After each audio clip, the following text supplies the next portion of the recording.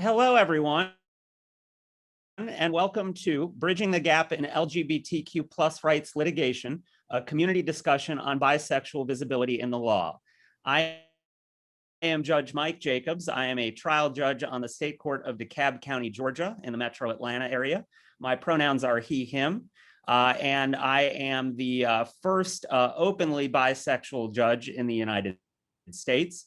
It is wonderful to be here today to moderate this panel discussion with or roundtable discussion, I should say, with an esteemed group of representatives of the bi plus community and of the major LGBTQIA plus rights organizations.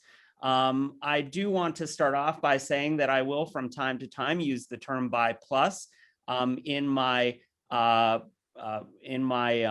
moderating of this panel. That is an umbrella term that is meant to take in all non-monosexual sexual orientations, including bisexual people and pansexual people. And so when I use that term, it is meant to be fully inclusive of our segment of the broader LGBTQIA community.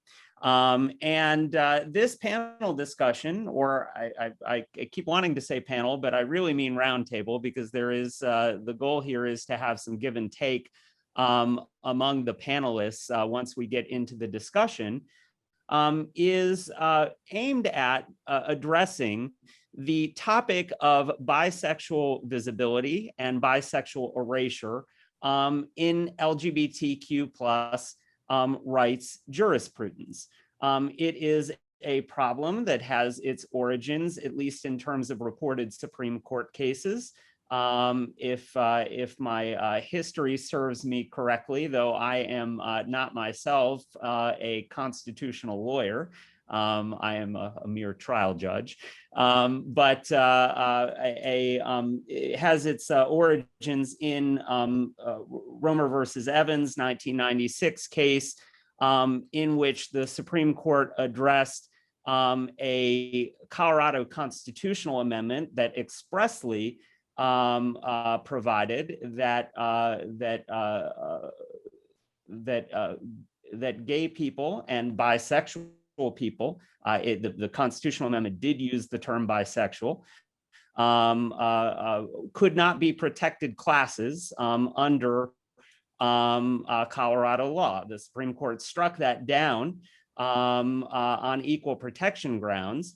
But in the course of doing that, did not see fit to use the term bisexual even one time, even though the constitutional amendment itself did call us by name. That is a problem that continued through the marriage litigation, culminating in Obergefell, on to Bostock, and now may have found its way into some specific litigation that is ongoing, that I'm sure will be a topic of discussion today. But for a broader introduction of that, and I do want to ask her to introduce herself before we get into her presentation, it is my honor to introduce my friend and colleague, Nancy Marcus.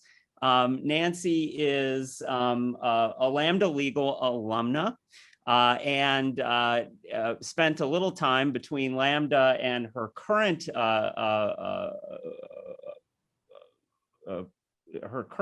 work as a professor at California Western School of Law, brand new there, and congratulations, Nancy, on that. Spent some time in between, though, in private practice. Nancy is one of the founders of Bylaw, which is the organization within the National LGBT Bar that represents the bisexual community and works on producing the Bi Caucus and the Bi Breakout session, which is this session for this year's Lavender Law Conference. So without further ado, Nancy, if you can just give a bit more of an introduction of yourself and then introduce us to our topic today. Thank you so much, Judge. I'm really so delighted that you're spearheading this discussion today, and everybody who's come. I'm really grateful to you all for being here, and to those who are tuning in and listening to the discussion. As Judge Jacobs mentioned, I'm a former landed legal lawyer. I'm currently a professor at California Western School of Law. My pronouns are she, her, hers, and I have been out as bisexual for nearly 3 decades, and an active LGBTQ rights activist for the same amount of time. In addition to being a co-founder of Bylaw, I'm the author of a column called Legally Bi, which you can find on bisexual.org. And my legal scholarship as an academic over the years has included a lot of articles on LGBT rights developments from a constitutional law perspective generally, but also specifically on the importance of bisexual inclusion in LGBTQ rights advocacy and cases. And as a Bylaw founder, we have been working closely with the LGBT bar in having programming every year, which again, we're very grateful for. We've also written a number of regulatory comments and amicus briefs urging greater bi inclusivity in court opinions and regulations and legislation. And I have been admittedly a squeaky wheel over the years, reaching out to LGBT groups, encouraging greater bi inclusivity and visibility, and imploring groups to stop using phrases like gay and lesbian and gay and transgender as an all-encompassing umbrella phrase when it really does omit a lot of people. And in that vein, I really want to start again by saying just how grateful I am to all the representatives from the LGBTQ legal community who are here today to engage in this important dialogue that I've long hoped for, a discussion about how being bi-inclusive in LGBTQ rights litigation and advocacy is so necessary. And again, I'm hugely grateful to Judge Jacobs as well for moderating this discussion. So to begin with, before we move into the roundtable discussion part of this panel, I want to address some of the issues related to the bisexual erasure in Supreme Court opinions and lower court opinions. And I'd like to start by giving a brief summary of the history of bi erasure in Supreme Court opinions, which Judge Jacobs did a great job capturing in summary. That the Romer versus Evans decision really is, it came out when I was a law student, and I was both elated and crushed at the same time, which is often the case when I read LGBTQ rights opinions, because, especially when Kennedy was writing these beautiful, eloquent affirmations of our rights, I was just bursting with joy and excitement at this affirmation of our rights. But then I'd always say, oh gosh, I did term search, and once again, bisexuals don't exist. Oh well, we know we're covered. But it's always been kind of a mixed bag for me emotionally reading these opinions over the years.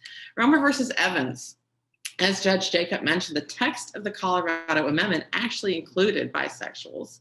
It prohibited relief from discrimination based on, quote, homosexual, lesbian, or bisexual orientation, conduct, practices, or relationships. However, the plaintiffs, the respondents' chief brief to the court, redefined the class of people affected by the amendment as only being gays, not bisexuals. And this is an exact quote from the respondent's brief. Quote, Amendment 2 prevents gay people and only gay people from bringing any claim of discrimination under 2434 402.5 for relief from discrimination based on homosexual, lesbian, or bisexual orientation. So it's, on the one hand, there's this acknowledgement, sure, the text might say bisexual, but this only affects gay people. Why that happened, I don't know, but the Supreme Court followed suit and took its cues from that brief, and also erased bisexuals from its opinion and redefined the class of people affected by the amendment as only gays. And bisexual people have in essence been erased ever since in Supreme Court opinions, as well as in many lower opinions, and unfortunately too many briefs and oral arguments.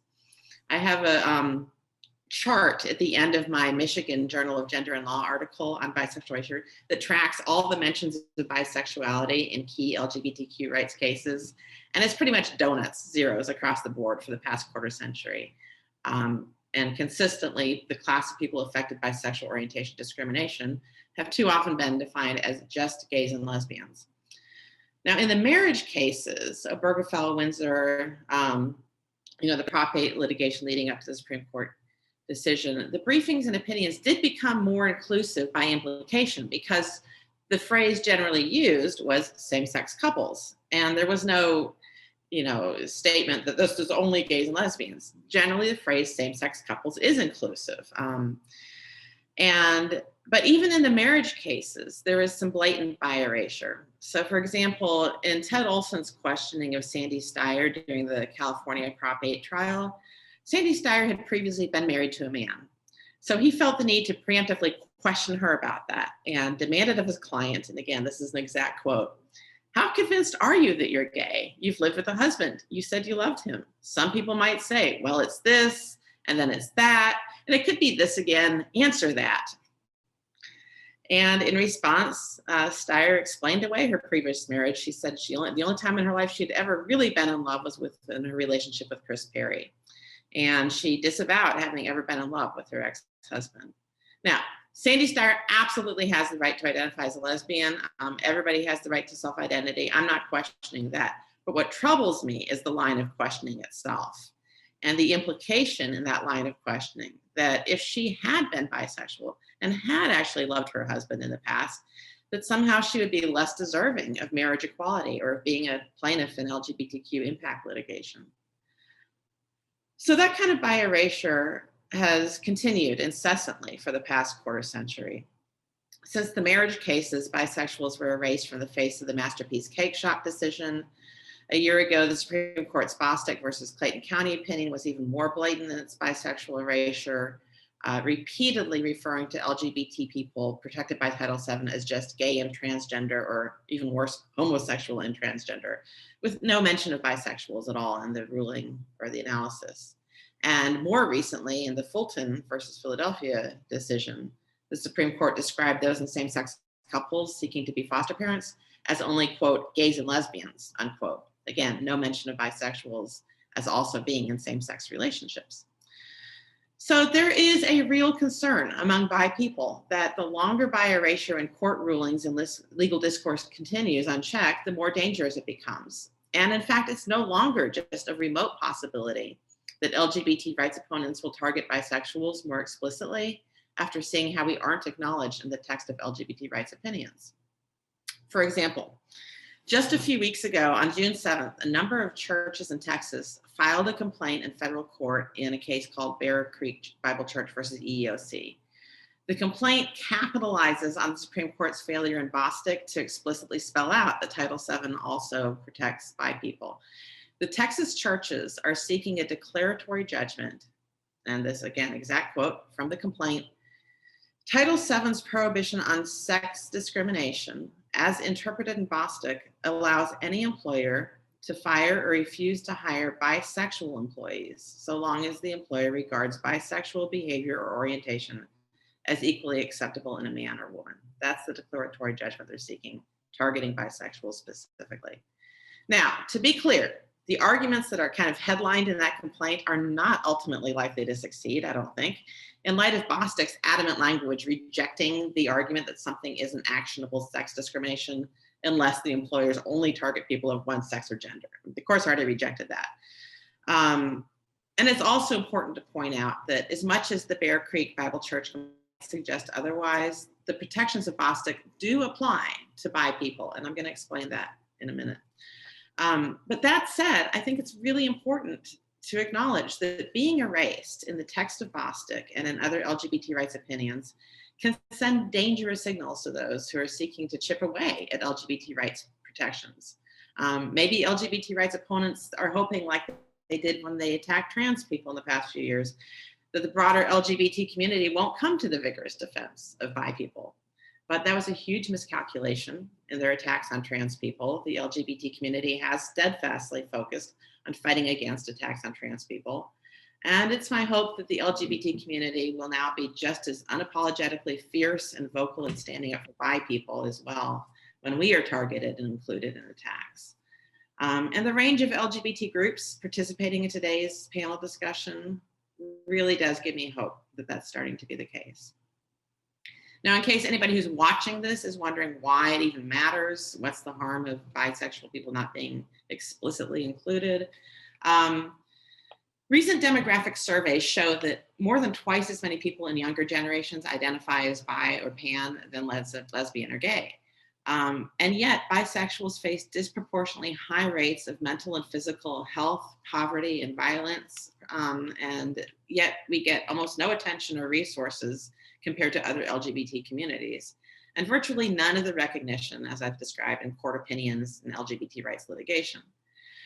As some of my past law review articles have detailed, being denied the basic respect of equal recognition just in the face of LGBT rights litigation and court opinions can compound those disparities that bi people face. And there can be real harms to bi people being not acknowledged or understood. And an example of this in a legal context is judges and juries have sometimes viewed bisexuality as a proxy for instability. And the result has been harmful decisions in terms of family law and custody, visitation, foster parenting, because bisexuality is not understood as valid and viewed as a proxy for instability. Also viewed as a proxy for deceptiveness in a criminal context, which can result in increased sentences of criminal defendants who are bisexual. And in an asylum context, it can be a matter of life and death when bisexuality is not viewed as valid and bisexual asylum seekers aren't viewed as gay enough to warrant asylum and things like that.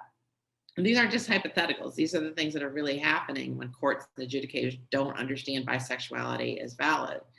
And the more bisexuals are left out of legal discourse, briefs, and opinions, the more this is likely to continue and our lives and rights are endangered. As the Bear Creek Bible Church complaint illustrates, the Supreme Court's bisexual erasure in Bostic and other cases can open the door to increased attacks specifically on bi people as well. And another harm of bi erasure is not just that it hurts bi people, but I really believe it undermines the integrity of the LGBT rights arguments themselves that are based on principles of equal dignity, equal respect, no second-class status, right? But if we're doing that to ourselves, well, that's kind of harmful to LGBTQ advocacy in a broader sense as well. So, having addressed why bisexual erasure is harmful, let me turn back to the Bostock opinion. Bostock is just one of many court opinions that fails to acknowledge that bisexuality even exists, but it's also one of the most blatant examples of bisexual erasure in a Supreme Court opinion. The holding, as I described, only describes the rights of gay and transgender people in a Title VII context. And there's some irony in this because the additional irony that's represented by Bostic is that on the one hand, Bostic is an opinion based on principles of textualism. That was the basis of the holding. But on the other hand, bisexuals are not mentioned in the text of the court's holding. But we're told by some in the LGBT rights community, don't worry about it, it's a non-issue. Doesn't matter that you weren't in the text of the holding. Surely it wasn't the intent of the court or anyone else to exclude us. And so future courts won't read the holding that literally and narrowly. Okay, there's some irony in that because it is a textualism-based opinion. That said, I firmly believe that bisexuals are nonetheless protected by the holding, as I've continuously had to reassure by people who come up to me and ask me about that. I have an essay published in Northwestern University online, Bostic versus Clayton and the Problem of Bisexual Erasure. And in that essay, I do provide kind of a blueprint for combating the argument that bisexuals are not protected. It's really important to understand why we are. Some of the reasons why I believe that we are protected by Bostic, despite the fact we're not mentioned by name, is that the text, first of all, the textualism focus of Bostic really is about textualism and statutory interpretation.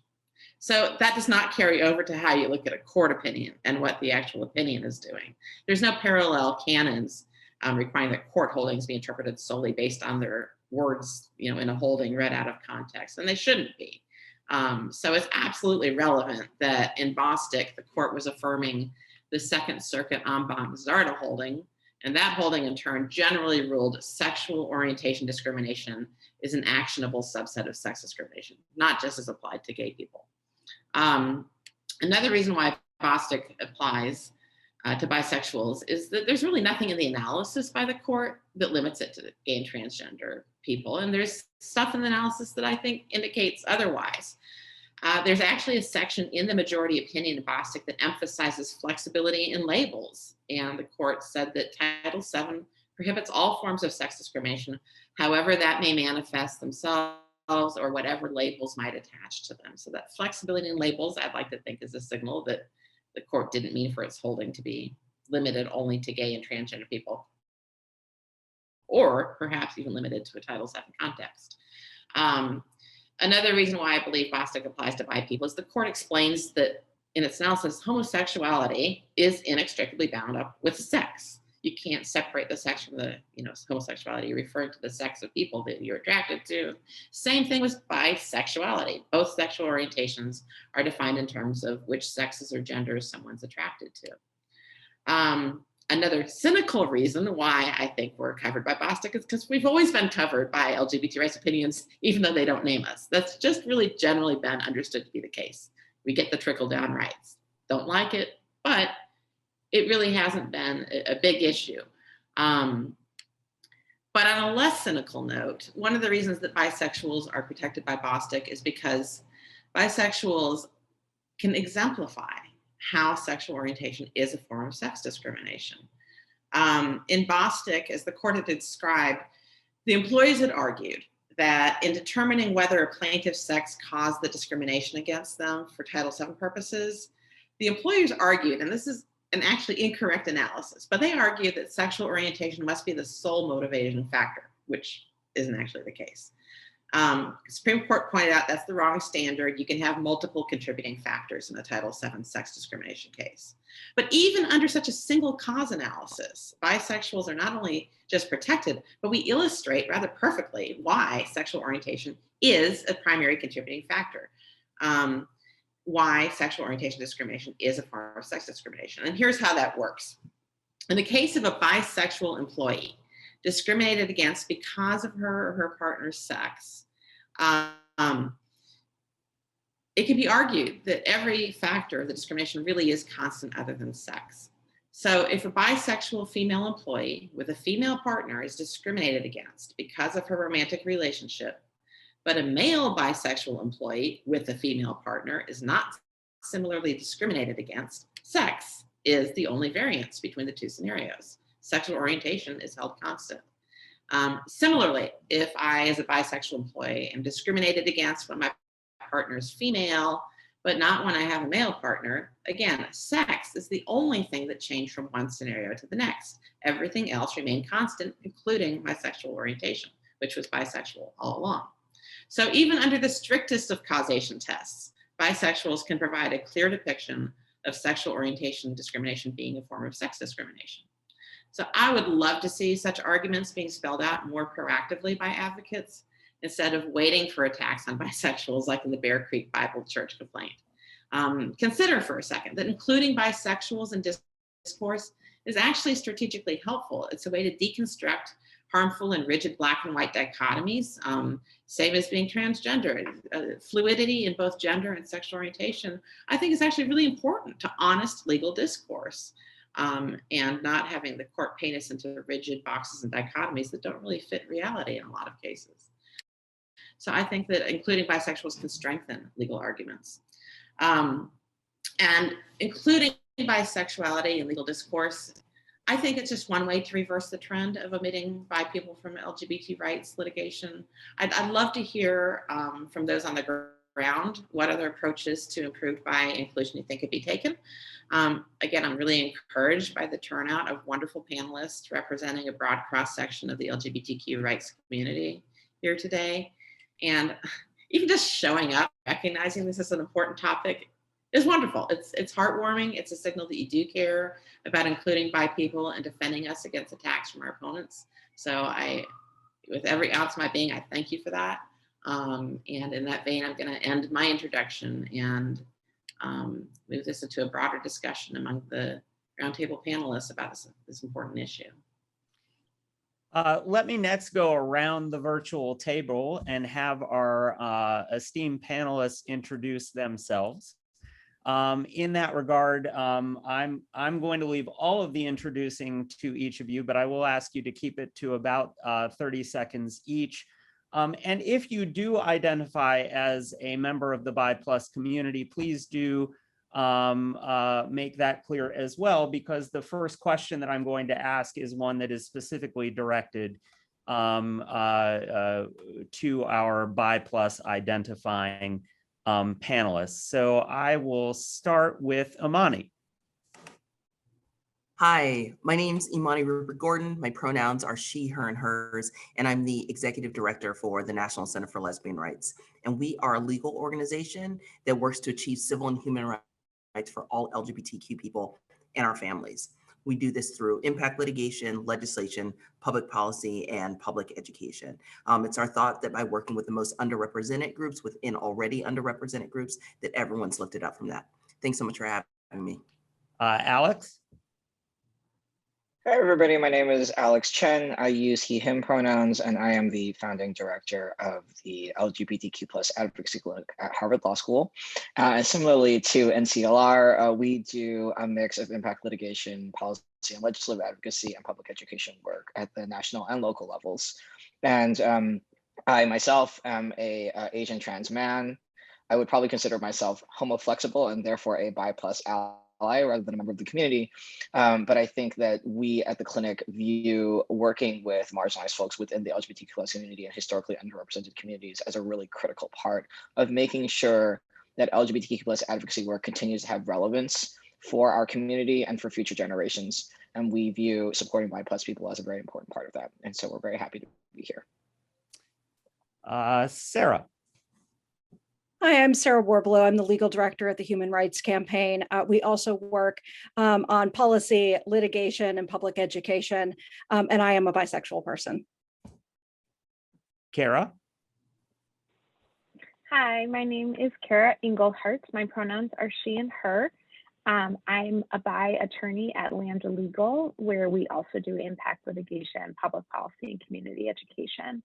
Our work involves LGBTQ people and also explicitly protections for people living with HIV and all those communities most affected by HIV.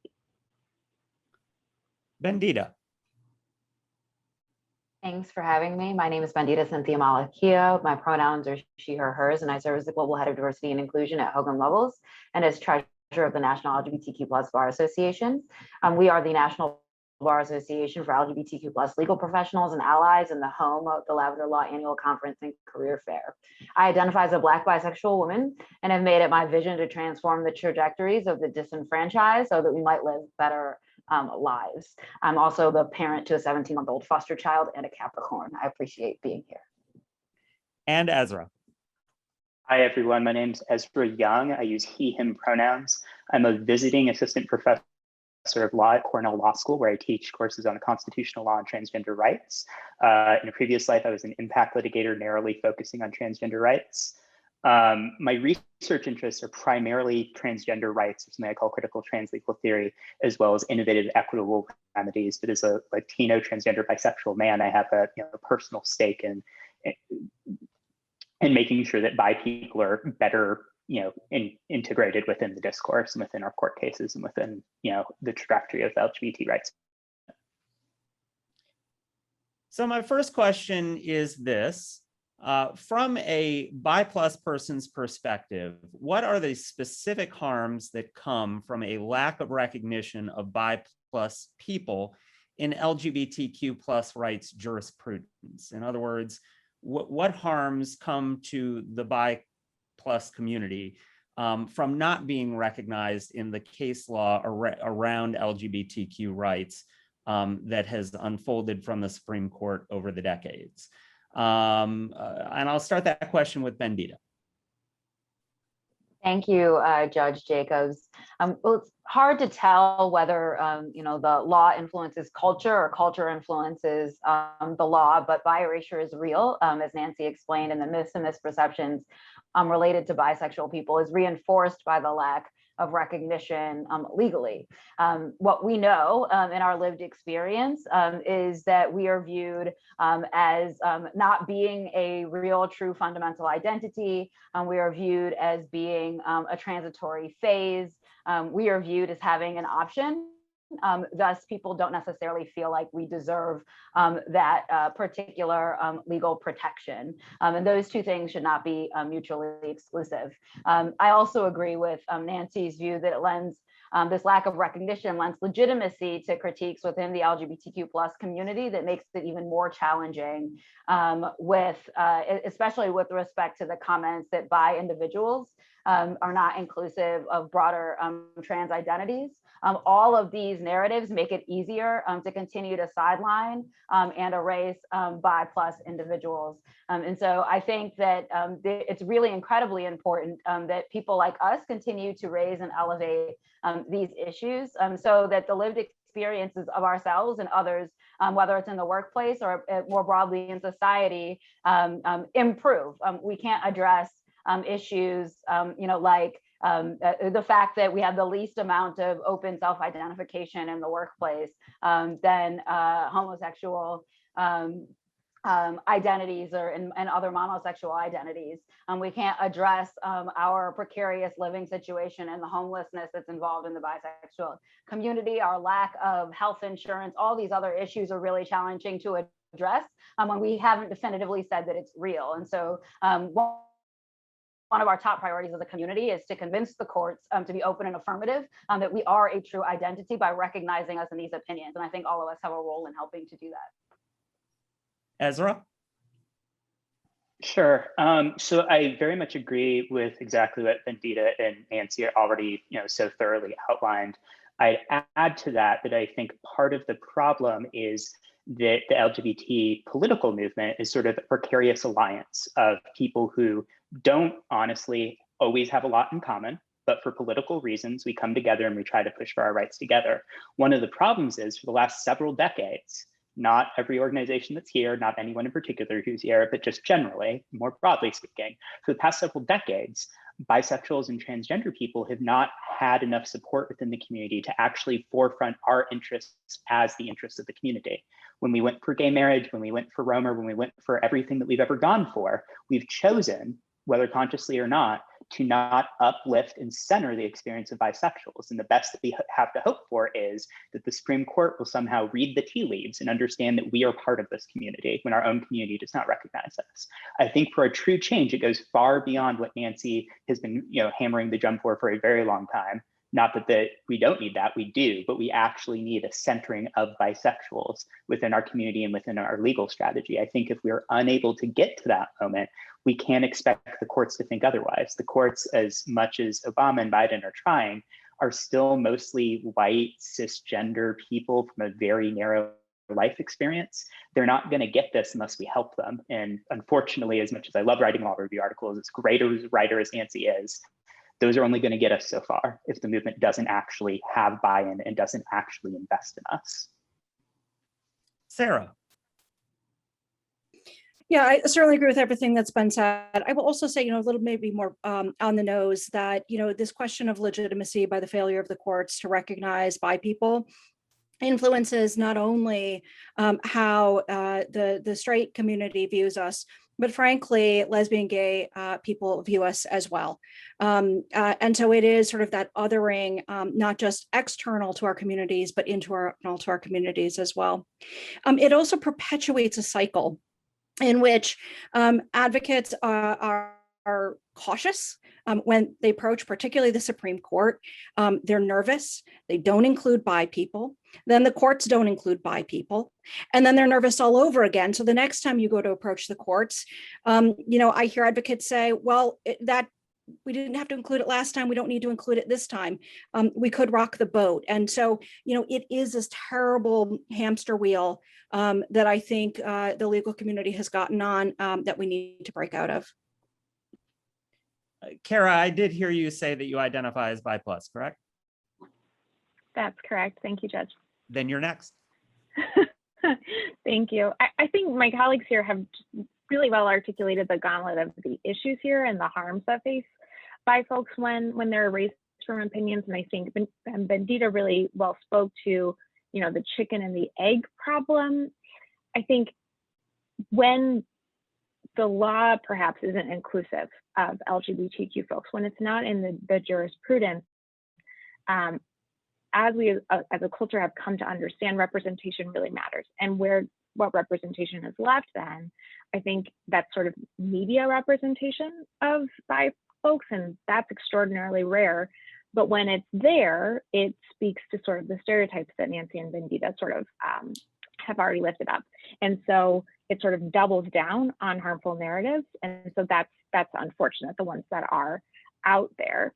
And I think, though it's been stated here, I think it's worth also emphasizing that the representation piece once again. The most recent Williams Institute data shows that more than 50% of the LGBT community identifies as bi, but I think most of us still feel like the invisible minority in both inter-community but also extra-community spaces, which exacerbates all of the statistical harms and issues that are so hard to come forward and seek help for and to identify intentional and nuanced solutions.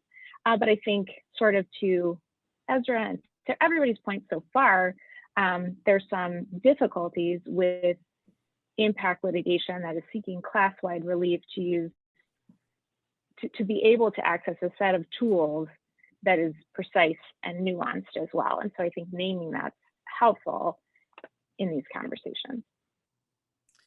And Nancy, you touched on the topic in your opening, but do you have anything to add? Yeah, I absolutely embrace Ezra's constructive criticism of my scholarship is not going far enough, because I agree with him. When I wrote pieces in the past saying, just say the B word, please just say the B word, I was really asking for the bare minimum. But in fact, we need a lot more than that. We need to be included in the face of impact litigation. We need to be included in the discourse. We need to be visible in organizations. Saying the B word is really just the bare minimum.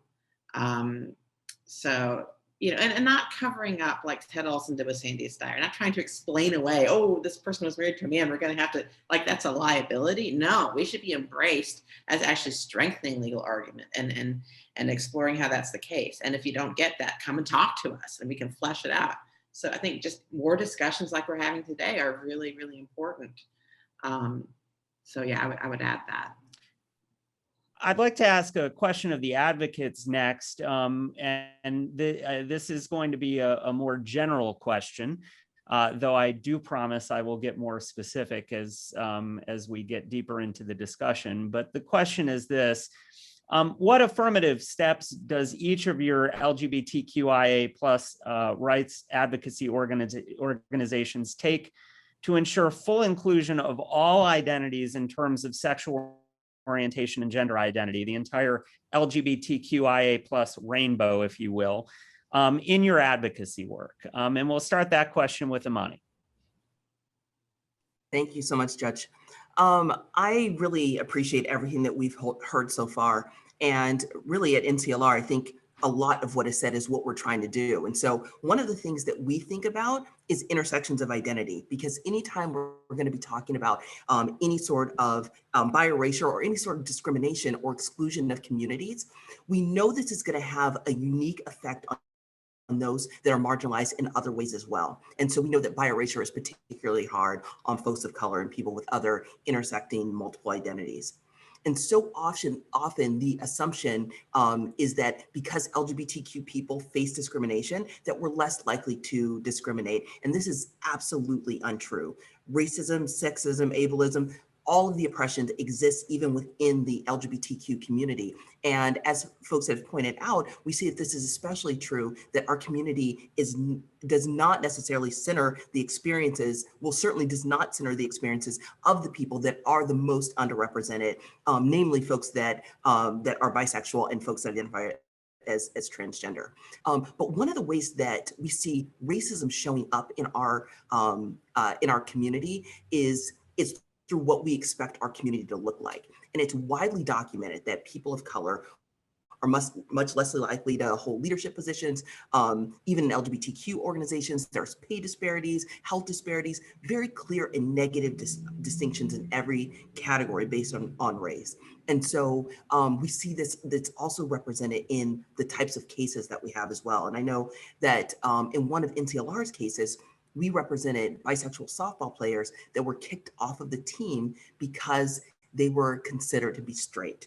When the players explained that they were bisexual, the response was that this is a gay softball league, not a bisexual softball league. This is obviously something that is ridiculously painful, and one of the ways that our community marginalizes and erases bisexual identities, and also continues to make it more difficult for bisexual people to be openly bisexual, which creates this cycle, which obviously affects the community in horrible ways. But there's a couple things here. So as an LGBTQ advocacy organization that was suing a gay softball league, we weren't very popular in the community. And that's a problem on its own, because we have to be able to, as a movement, we have to be able to talk about centering the most underrepresented and supporting members of our community when the discrimination is coming within our community. And that's something that we have to be doing. And so that was something that that we recognize. So we see in bi erasure, there are negative and disproportionate outcomes. And we see these with bi folks, we see it with trans folks, we see it with people with underrepresented identities within an already underrepresented identities. But there was something else that was important here, and I wanted to name that, and that is that the bisexual players that were kicked off the team, they were Black. And these Black players weren't the only bisexual members on the team.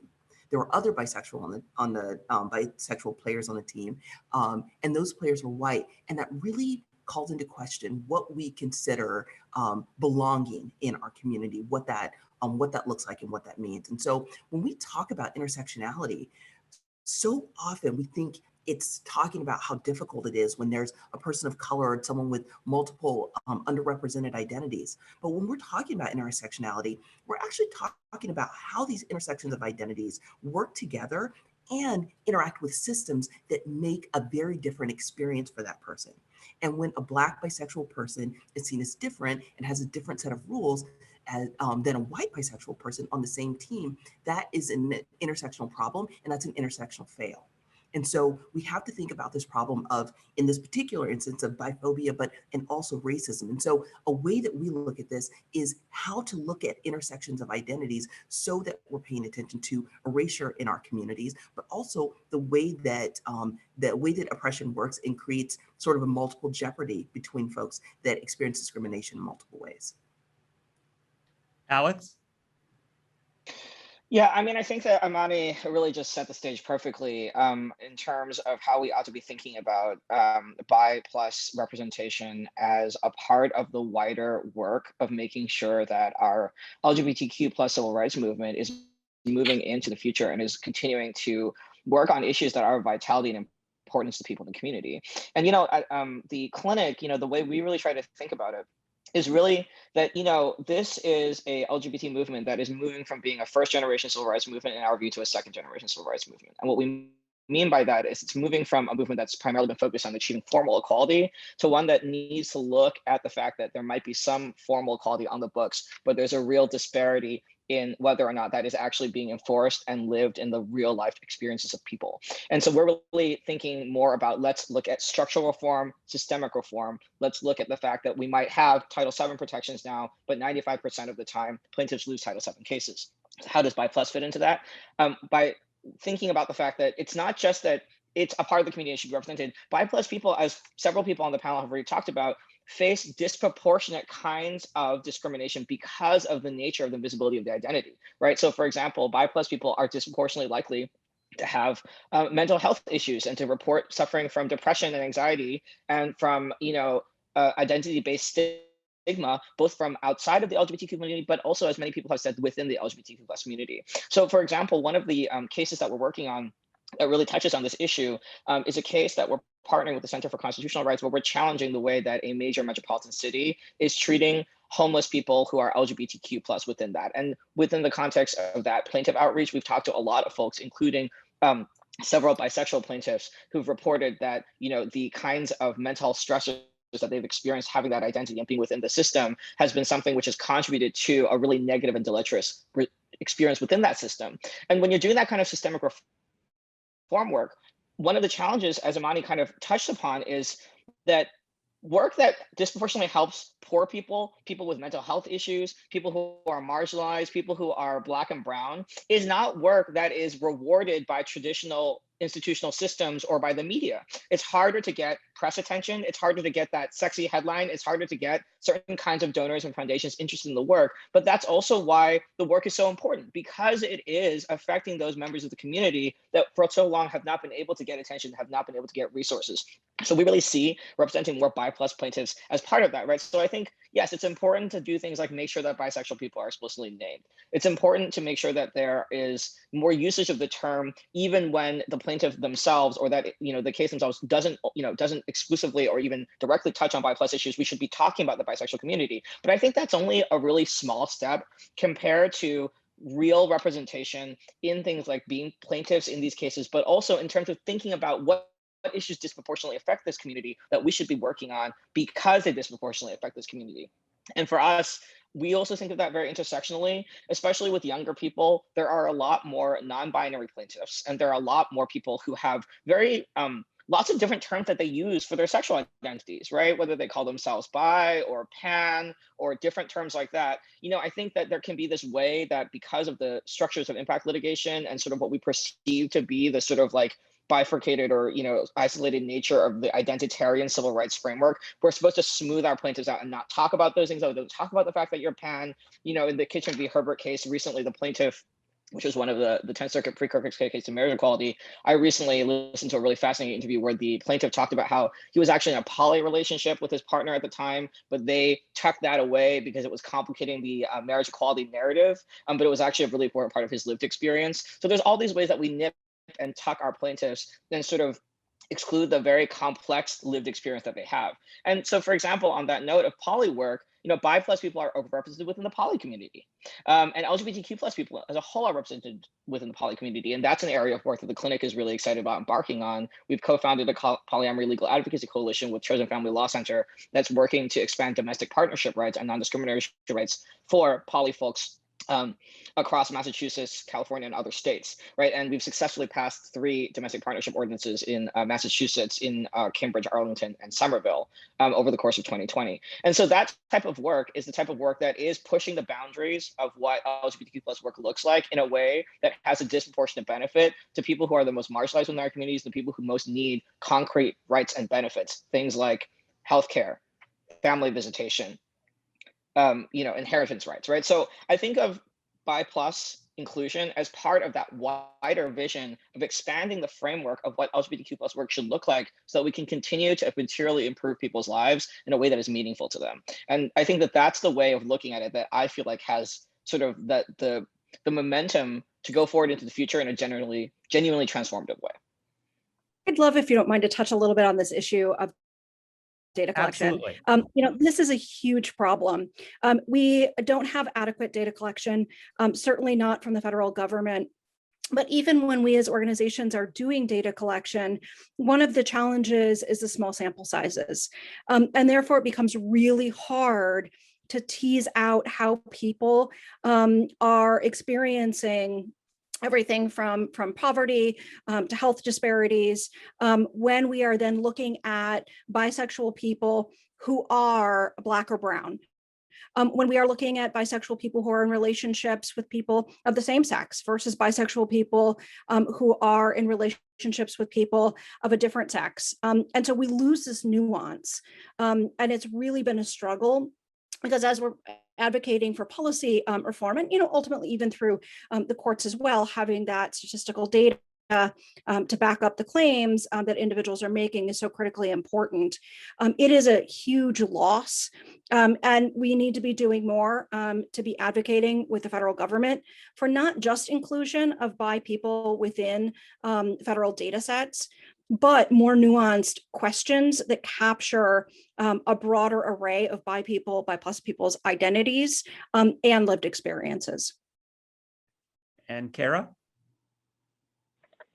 I would certainly agree with that. And I think that the nuanced data collection that needs to be done extends, beyond bi plus people, but also people who identify as non-binary, and certainly people who identify as multiracial. I think we'd be remiss if we didn't mark the fact that the federal government really likes to put people in one singular box if they're trying to suss out minority lived experience, which is exacerbating all the problems that we're talking about here, and speaks to Alex's point about kind of smoothing people out for the legal system.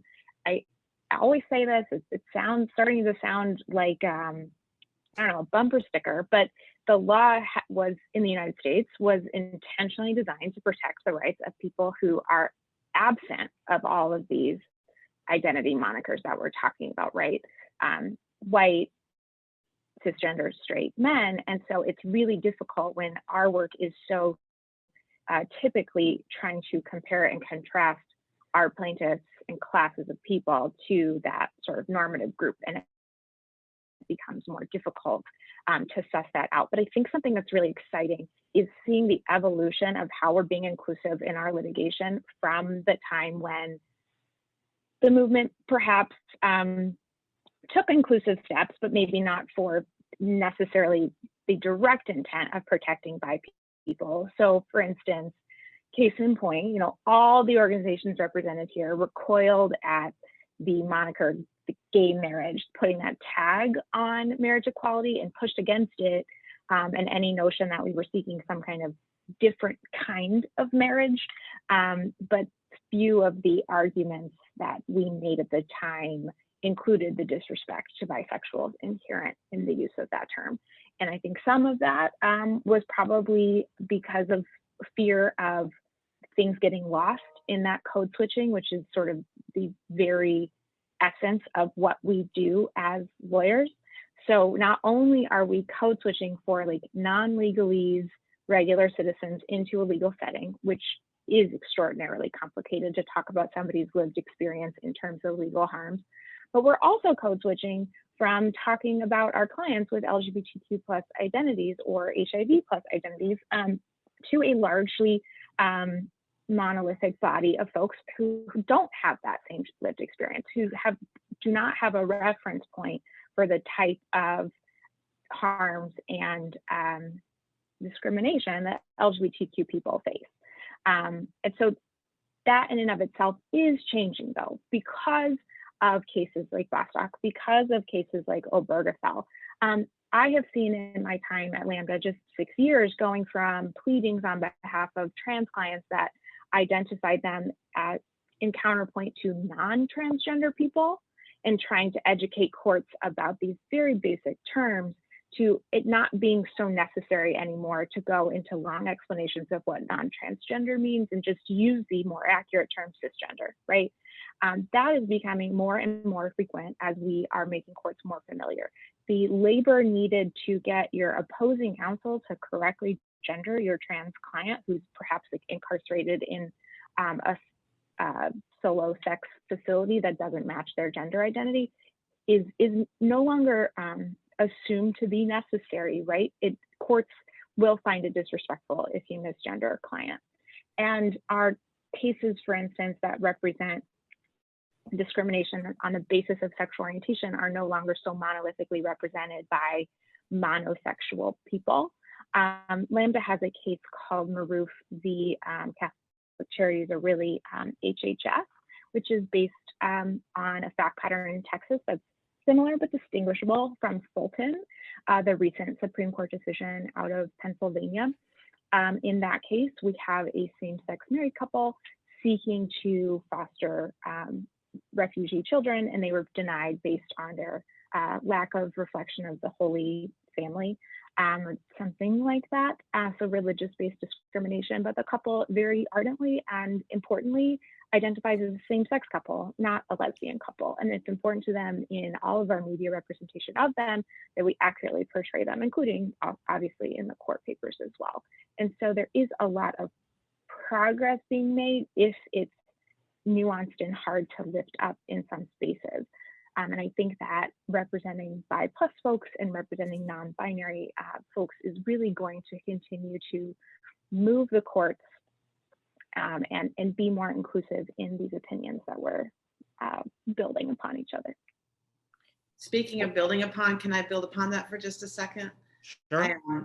I'm really loving this discussion about, expanding the framework and how we discuss these issues, because I do have a bit of, I have a lot of love for Justice Kennedy's opinions. And when you think about Lawrence and Bowers and why Bowers was overturned, there was this recognition that the Bowers court really messed up, in part because they reframed the issue in that case. There was the sodomy bans at issue in Bowers were not specific to gay people. And yet that's exactly how the Bowers majority framed it. Like, well, there's no fundamental right to homosexual sodomy. And the dissent, which was then followed, years later by the majority in Lawrence, said, well, wait a minute, you don't frame things in terms of like specific people. You frame things in terms of the overarching rights that are at issue here. So the issue is not, is there a right to homosexual sodomy? The issue is there a right to personal dignity and liberty and freedom in one's most intimate life choices? So I think part of what we can do, and this actually does move away from my previous just say the B word. And instead of being obsessed with saying the B word, well, I would love to see the B word more. What I would love even more is to stop obsessing about which classes of people are we talking about. No, that's not the issue. The issue is, what's the class of rights we're talking about? What are the overarching rights that we are all entitled to?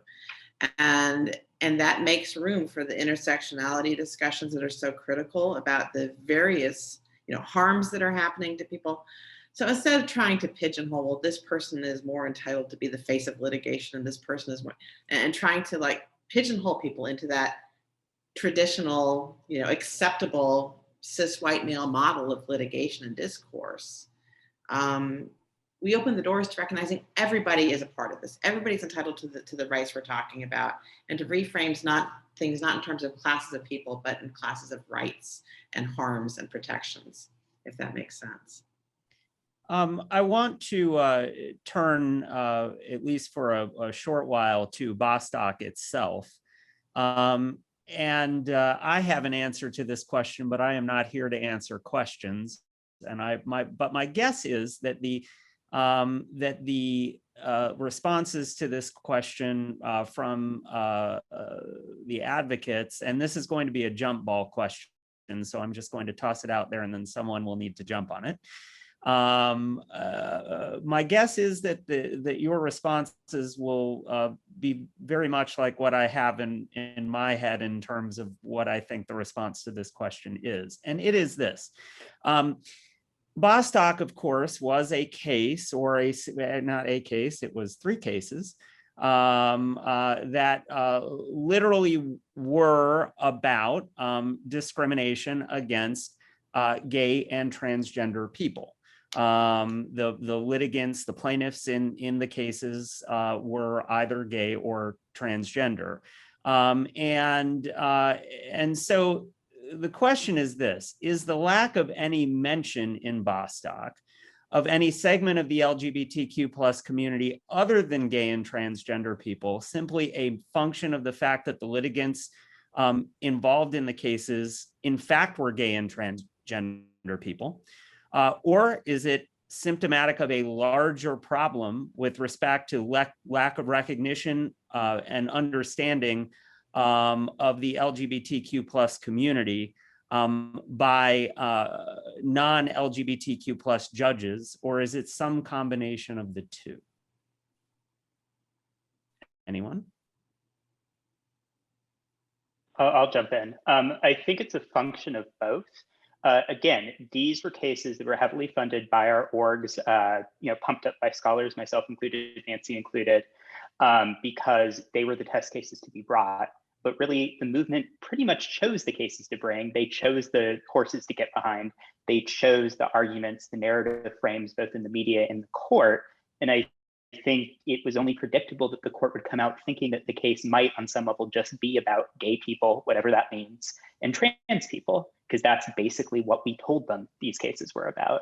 If we had brought a bisexual case, which we could have funded one. There were many floated out there. I know Lambda had a few. I think NCLR had a few. It's just, they didn't work their way up as high.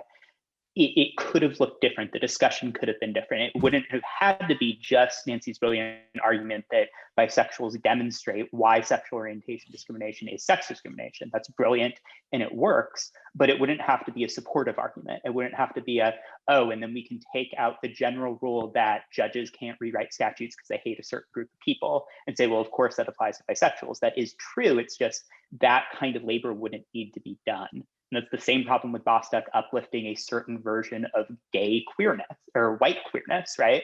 All of the plaintiffs were white. They were all roughly middle class. They all came from a certain sort of background, which most of our cases do.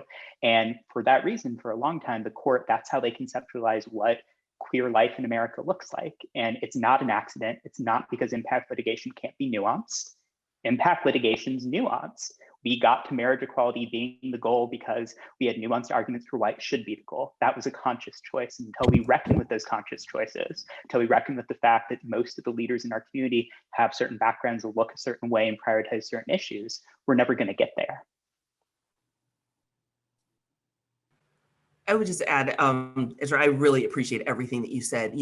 I also just want to say, we really do have to be thoughtful about the cases we use, and there's no getting around that. And I think that a couple of weeks ago, when we heard the Fulton decision, I think there's something to be learned there, because many of us were surprised because we were expecting to hear a decision around the intersection of civil rights and religious liberty, and instead we got a narrow view specifically around a contract between Catholic Social Services and the City of Philadelphia.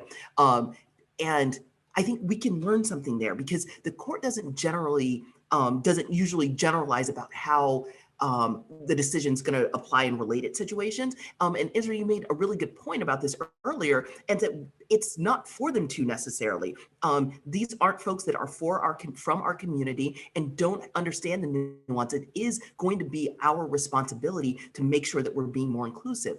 And so this is a reminder to us that if we want the court to include our communities, then we have to make sure that we're doing that. And there's no other way around that. We have to do better here. And again, it's part of that larger intersectional problem, because when we were talking about, obviously Bostock is going to extend to bisexual people, and it's going to. And we want to make sure that whenever we're talking about something, that if we want to be intersectional, we have to make sure to include the folks that we're talking about and the people that are experiencing the most marginalization. Because if we remember, the way that intersectionality, where that term came from, is that we were talking about specifically the experiences of a Black woman that was experiencing discrimination based on race and gender simultaneously.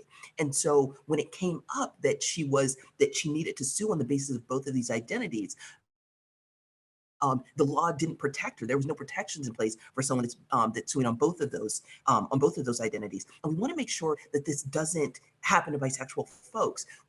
So often when we think this is including bisexual people, we're talking about this.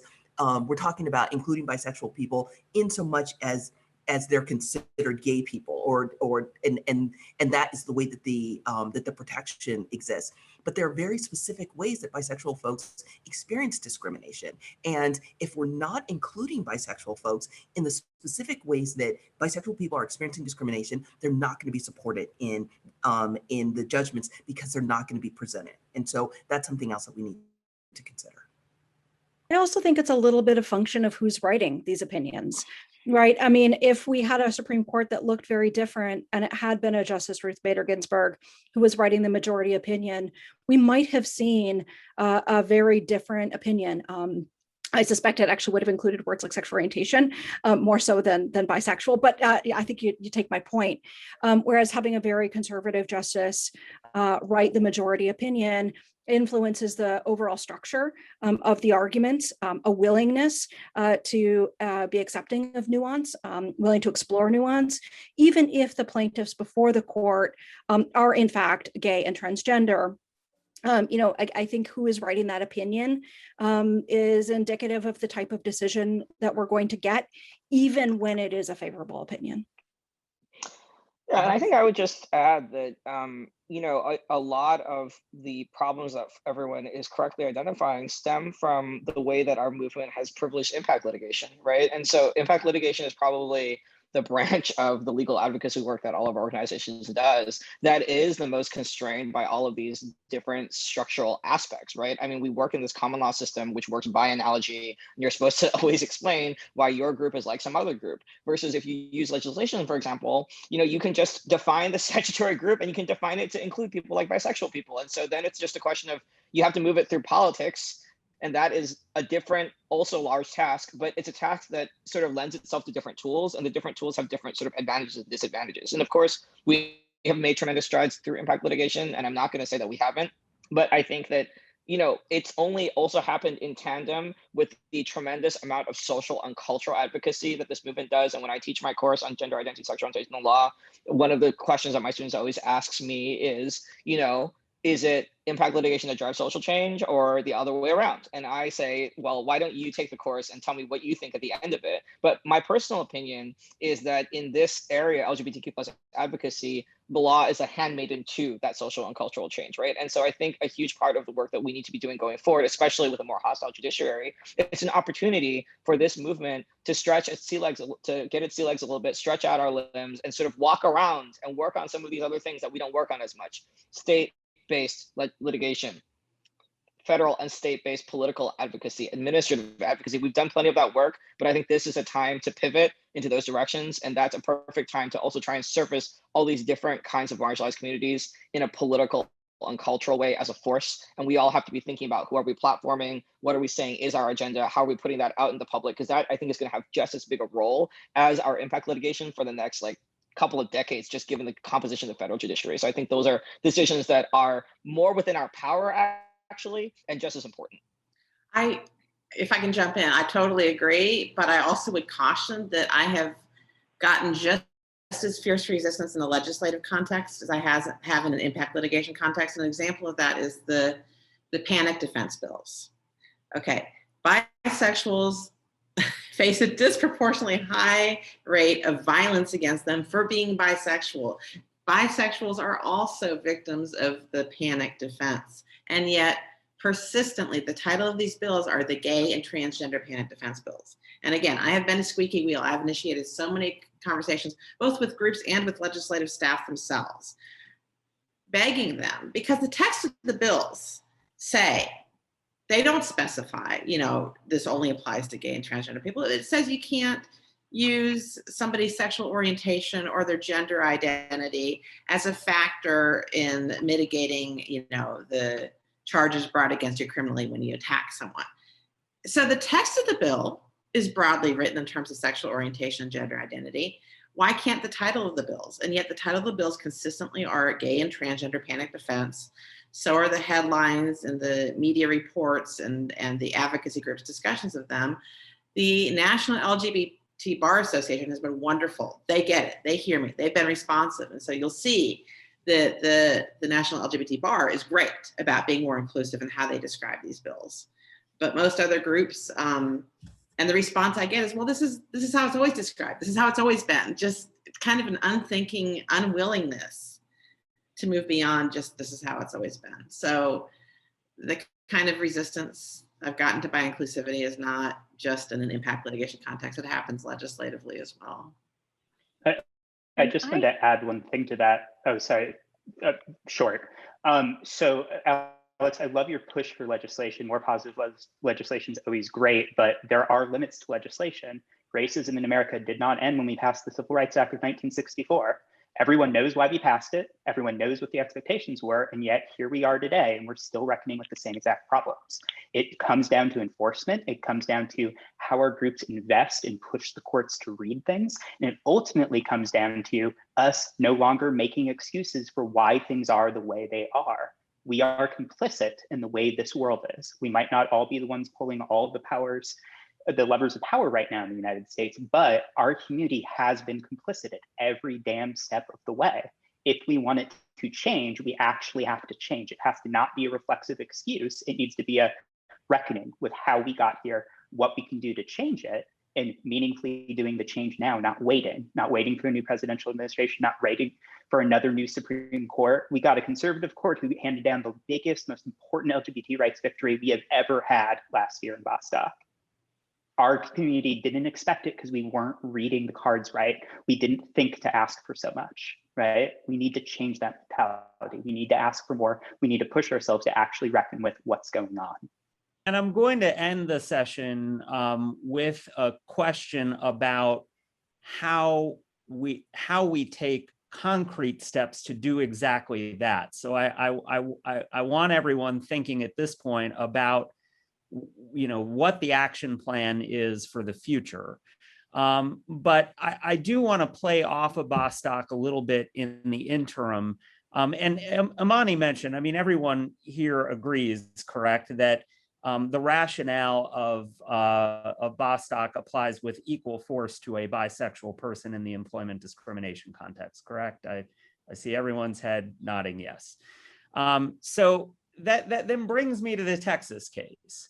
There's widespread agreement at this roundtable that is in fact the case. And so does the Bear Creek Bible Church case in Texas mean that the current state of LGBTQ plus rights case law has created an opening for arguments in favor of discrimination against bisexual people? Is that case kind of the progeny of at least the jurisprudence and the lack of mention of bisexual people at this point, given that everybody seems to agree that although Bostock doesn't mention bisexual people, it would apply with equal force to bi plus people?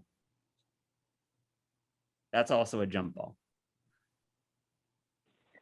So yes, I think I heard this question. Bostock, does it apply equally to bisexual people, which we all nodded along to, and does Bear Creek create some kind of, I don't know, spotlight on the issues of the language, but does it simultaneously create an exception? No. I think really quickly, I'd love to go back just to the last question, because I think it also answers this one in some way too. So the last question asked, you know, was the lack of the use of bi in the language of the opinion in Bostock because of the plaintiffs being not representative, being gay or trans, or was it the court like themselves? And I think what I heard was sort of my answer reflected amongst all of my colleagues here. So yes, but also.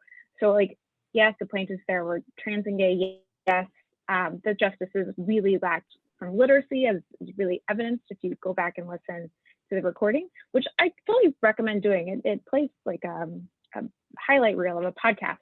And then also, you know, the nuanced question that every single person touched on in a different way. And I would emphasize that though we're all, I think, lawyers and policy folks on this call, the call to consider the fact that most Americans, when polled prior to the decision, believed that there already was nationwide protections for LGBTQ people is incredibly valuable. And to Ezra's point, like, we need to think smarter about how we educate the public and therefore trickles up to the court. And it's sort of the same in this, you know, kind of wild off the rails arguments made in the Bear Creek complaint here. They're just really out of step with what people understand to be the case, both now based on the but-for rule set out by Gorsuch, which clearly talks about sex stereotyping that bi people, as Nancy has highlighted in her articles, are just emblematic examples of, right?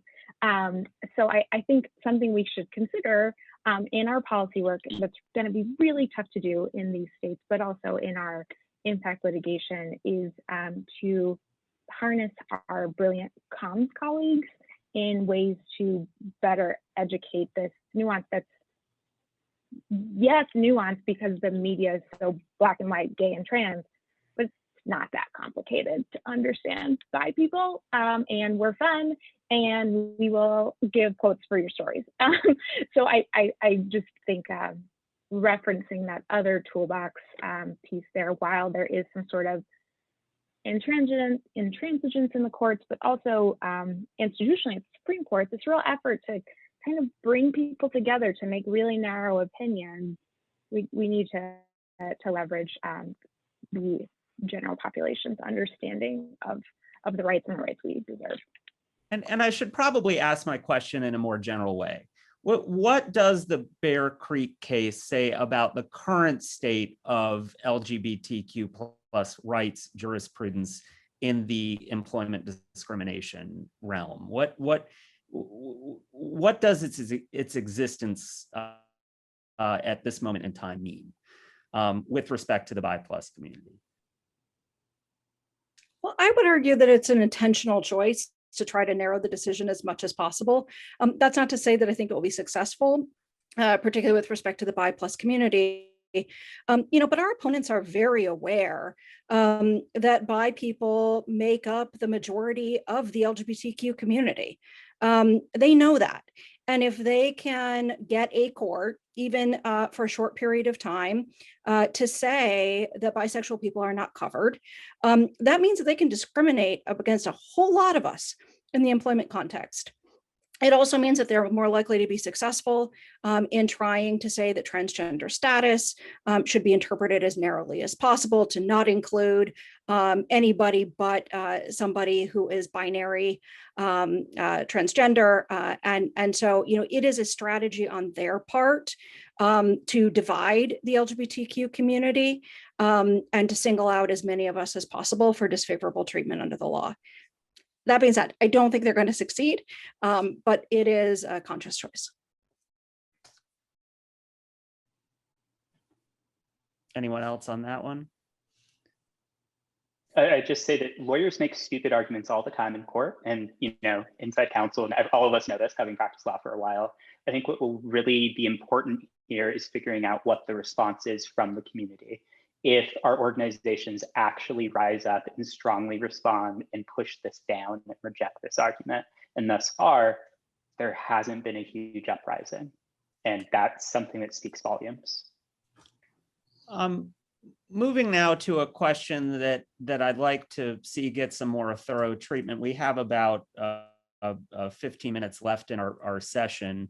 And so this is one that I'm going to send around to everybody. And the question is this: what are the concrete steps that LGBTQ plus rights advocates can take to ensure that future legal advocacy on behalf of the LGBTQ plus community is fully inclusive, really of everyone, but also inclusive in terms of how we collectively in the broader community identify in terms of sexual orientation and gender identity, but for purposes of this panel specifically, more inclusive of bi plus people. What are the concrete steps that can be taken by advocates in the future? And let me start that question with Bandita. Mike, I will highlight a few things that have been noted by all of the fierce advocates who are closer to litigation and pure advocacy from that forefront, by saying that we need to focus on picking bi plus plaintiffs and in the context of writing amicus briefs, making sure that we have we provide some specific airtime that addresses bisexual issues. I don't see enough in amicus briefs where our organizations are focused on, we can be focused on the broader community. Inclusivity across the board is really important, but I rarely see specific airtime being given to bisexuality and that positioning specifically. I'm very thankful to Nancy for highlighting the National LGBTQ Bar's work in trying to get the message out there that the panic defense bills that we've been working so hard to fight for over a decade also include a broader swath of the SOG community. Most of my work that I'm directly involved with is an advocacy on a different front, and that's with respect to the workplace and in the context of legal organizations in assisting bi plus individuals in making their mark. And what we understand in JEDI work justice, equity, diversity, and inclusion work, is that while inclusion is really important, where we are in our organization and where a lot of you play is in the justice space and trying to transform our laws and systems to make sure that the landscape does end up being truly inclusive where it wasn't created that way. In our workplaces and our organizations, though, our real opportunity is at equity. And sometimes equity and inclusion can be juxtaposed and can be at odds with one another. And so I would encourage us, at least in that advocacy context, to consider how we are focusing specifically on bisexuality, sometimes putting that at the forefront, sometimes putting other identities on the back burner while we are able, until we're able to increase visibility such that other people think about us when they start constructing their programs or workforce initiatives, creating policy, and doing all the other things that we do to try to support LGBTQ+ people in the workplace. Coming as a DEI professional, I think, and I was also grateful to Nancy, even though she mentioned that she probably could have gone further than saying we need to just think about bisexual people. But honestly, where we are in our workplaces is that we just need to be asking the question when we talk about LGBTQ+, how does this impact bisexual people? And so my challenge to my global diversity and inclusion team and for members of our ERG and other networks is that in the context of research, reports, programming, and other work related to the queer community, that they are specifically asking themselves, how does this include bisexual and pan identities, and how does this include trans people? And the goal is that we either need to include representation, either whether it's a report or an event, or we need to specifically explain why we haven't. And just doing that ends up helping to make some progress in the context of our particular work. What's really interesting to me is when I'm working with clients and within my organization, people seem to be, other than with respect to the tumult currently with Stonewall in the UK, people seem to be really, really comfortable with trans issues, at least in larger organizations, but uncomfortable completely or completely disregarding issues. And I think the data collection point that Sarah mentioned earlier speaks to this a little bit. My biggest weapon as external counsel is to be able to combine and partner with corporate counsel to be able to advocate for the lawyers and the business services professionals in my organization and more broadly. Not being able to disseminate that information owing to data privacy and other restrictions, and not having mandatory self-identification, and I understand how that cuts multiple ways, but it makes it really challenging for me to use the best weapon at my disposal to advocate for bisexual people. And so it's really hard to do that in the abstract. Lastly, on the trans bi dynamic in the workplace, because this is where a lot of the arguments that I'm seeing, not only my clients come to me asking for advice with respect to LGBTQ+ identity, is that they've claimed that they're more comfortable with trans issues. Number one, because they feel like they're less likely to know a trans person than a bisexual person. So it feels like a more abstract issue. We can get on board when we don't actually have to deal with anybody specifically and get proximate to the issue. But the other issue is that there are a couple of really neat, quick, handy things that we've come up with to allow people to say that they've allied with the trans community. You can add your pronouns to signature blocks, and when you introduce yourself in meetings or events, you can expand identification from a gender perspective to include non-binary and transgender identity. But people don't know what to do with bisexuality. We haven't given anybody an easy tool with which to demonstrate and show up for our communities. And so I think one of the things that we need to start doing, I think, is advocates. And I'm not suggesting that we ought to take the easy way out and we ought to have these little, tick the box, check mark, perfunctory exercises to demonstrate allyship and advocacy. But I do think we need to, in addition to identifying the problem, we need to be very specific about how people can help identify the exact issues that we have that goes above just pure recognition and visibility. Alex, concrete steps.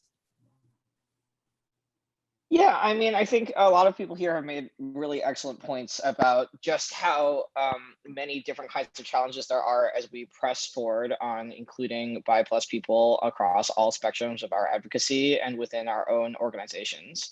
And I guess, what I would say is jumping off of what my earlier remarks, that I think for our organization, what we're really looking to do is really focus on the visibility in our impact litigation going forward, and really like make an aggressive affirmative push to look for those types of plaintiffs, right? Because the problem is also that because bi plus people feel like they're not represented within what they see the community doing, they're less likely to reach out to the organizations as well. And so putting out a call to lots of different kinds of grassroots community organizations at the state and local levels to say, we are looking for bi plus plaintiffs, we are looking for non-binary plaintiffs, we are looking for people of color, and we want to represent them. So we are actually trying to sort of ask for folks to share their stories and to sort of try and be in spaces, which I think post-COVID will be a little bit easier, be in spaces where we are connecting with those community members and we're talking to them.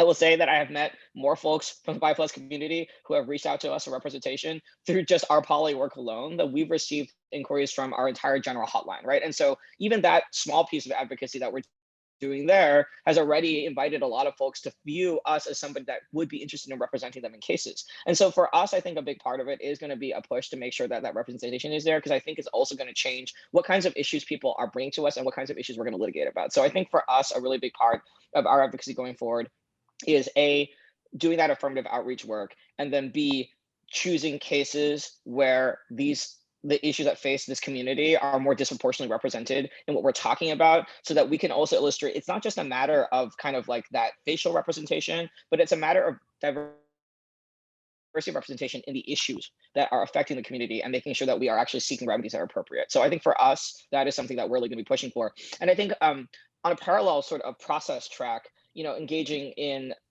sort of workplace inclusion policies, which is something that Bendita was talking about, really thinking about doing that affirmative outreach as well when it comes to hiring and when it comes to making sure that folks know that this is a value of ours, that we want more folks with this identity to be working for our organization, and we want them to apply for these positions so that they're part of the pool. So I think both of those things are equally important. The representation component in who works at these organizations and what kind of policies do we have to support the people who work for these organizations, and then also how do we make sure that we are doing affirmative work to make sure that an underrepresented community is more represented in the legal work that we do.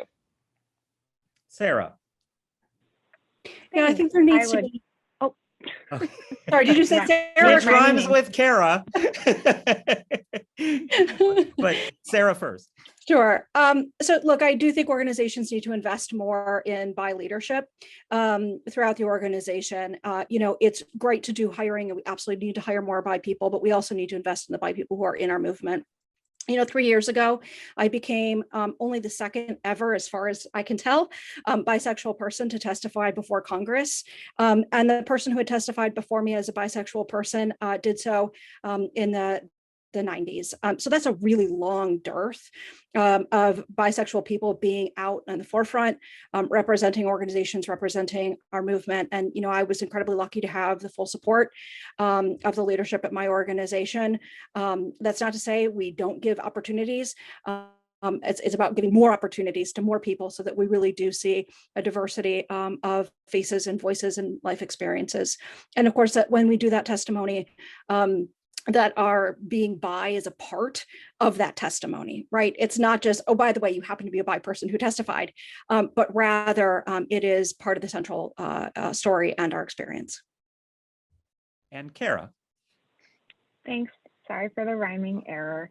If I can co-sign everything Sarah, Alex, and Bendita said, I will. So I will just add that foundationally, I think Bendita spoke on this, but it would be important to make all these things happen more easily, to make sure that we do the internal education with our colleagues and boards and everyone that we work with, these fundamental points about the lived experience of bi folks, just to make sure we're always setting that level playing field and to store those. So when we are onboarding and orienting new colleagues, that literacy is maintained throughout our organizational cultures. Imani? Sure. I mean, everyone said all the good things, and I completely agree with all of this. We, of course, have to bring more cases that include bisexual people. We have to make sure that the examples that we use are including bisexual folks, because if we did a better job of including members of the LGBTQ community, then we get better results and better solutions.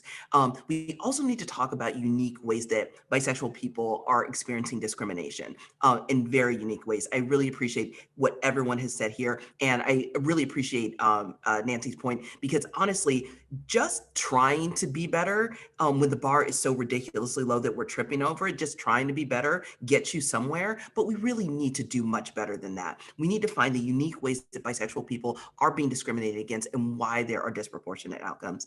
And if we get that, we're all going to be better. We have to think about, I mean, let me just stop there.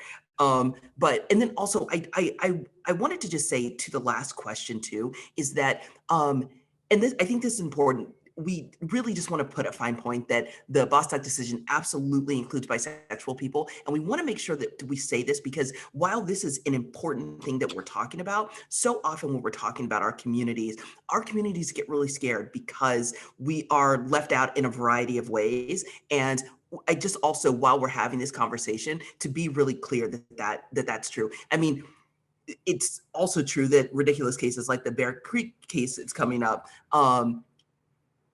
but Bostock is not, that's not what's saying. Bostock is not saying that if you apply homophobic and transphobic policies equally to men and women, that you're not violating Title VII. That's not what's happening here. Bostock specifically rejects that. And so the argument made there is, so when we're talking about like, should we really be afraid of, I mean, I know that the courts are looking the way that they look, but let's be really clear that that we should feel pretty confident going into this. So I just wanted to say that. And so we need more inclusion, we need more representation, and make a concerted effort to include plaintiffs that represent our entire community. Ezra? Can I just say, we've got Ezra, and then we'll get Nancy. I'm going to let you have the last word. Okay, thank you. So co-sign everything everyone said. I'd just like to extra underscore Vandita's comments. I think a key piece of the puzzle here is making sure that our workplaces, our organizations, and our institutions include and center at least some of the time bisexuals. It's not going to happen. The change that we want, the change that we need is not going to happen as the result of trickle-down rights. That is never how it has worked for any group. It is not going to work for bisexuals that way. We actually need to proactively be inclusive and take meaningful steps to do it and stop saying we'll do it later. And Nancy. I am so incredibly grateful to all of you. This conversation is exactly what I've been hoping would happen for the past decade. And so among all of the things that you've all listed that are critically important, I think one of the most important things is to just continue this dialogue and to have conversations like this, not to have it stop today, but to really make a conscious effort to keep this dialogue going, because you're all amazing. Your insights are spot on. And I'm so moved right now that we had this conversation, and I'm hoping it will continue. So thank you, thank you, thank you. And a thank you from me to everyone as well. This was really in terms of the BI+ panels that we have done for Lavender Law over the years, this was a groundbreaking one in that it was a conversation about inclusion and advocacy. And in that regard, to everyone who participated here, thank you. And it certainly gives me tremendous hope for greater inclusion in the future. One other thing that I just note that I should have mentioned at the outset is that, of course, it is also important for our judiciary to be reflective of society as a whole. And in that regard, though, when I came out publicly back in 2018, I became the first openly bisexual judge in the nation. The New York judiciary runs an anonymous survey that asks a number of questions regarding identity, including race and gender identity, but they ask about sexual orientation as well. And if, in case you had not noticed, this year's survey includes 5 judges in New York State who responded that they are bisexual. And so while it is important that that the advocacy work that is done by our advocates here reflect the community as a whole, it is also important that the judiciary reflect the community as a whole. And it does seem that the future is bright in both regards. So thank you, everyone. Imani, Alex, Bandita, Sarah, Kara, Ezra, and absolutely Nancy, who worked with me to organize this roundtable discussion. I look forward to seeing all of you at Lavender Law in the, well, virtually at the end of July this year, but hopefully in person in the years to come. Thank you, everyone. Thank you, Judge. You're wonderful.